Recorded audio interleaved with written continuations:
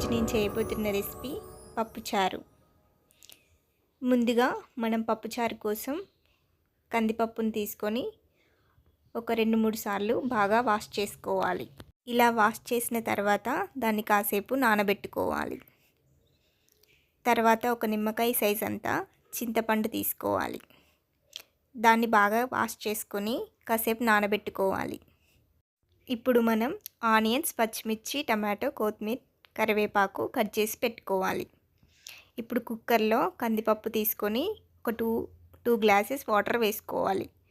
అందులో పచ్చిమిర్చి, టమాటో, కొంచెం ఆనియన్స్ కూడా వేసుకోవాలి. ఇప్పుడు అందులో తగినంత పసుపు,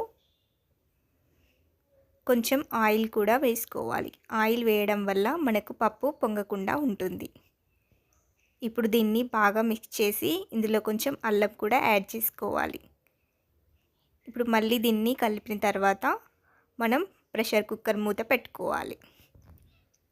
ఇలా ప్రెషర్ కుక్కర్ మూత పెట్టేసి 4 విజిల్స్ వచ్చేదాకా చూసుకోవాలి. ఇప్పుడు మనం ప్రెషర్ కుక్కర్ మూతను ఓపెన్ చేసుకోవాలి.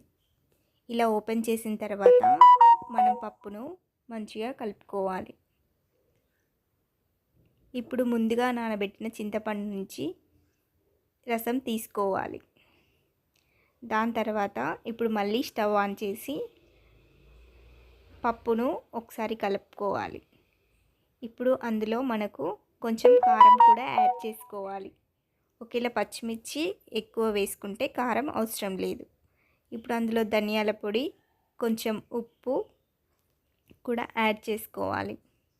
ఇలా యాడ్ చేసిన తర్వాత ఒకసారి మంచిగా కలుపుకోవాలి. ఇప్పుడు అందులో కొంచెం కొత్తిమీర కూడా వేసుకోవాలి. ఇలా కొత్తిమీర యాడ్ చేసిన తర్వాత అందులో కొంచెం సాంబార్ పొడి కూడా వేసుకోవాలి. ఇప్పుడు అది మసులుతూ ఉంటుంది. ఇప్పుడు అందులో మనం చింతపండు రసాన్ని యాడ్ చేసుకోవాలి.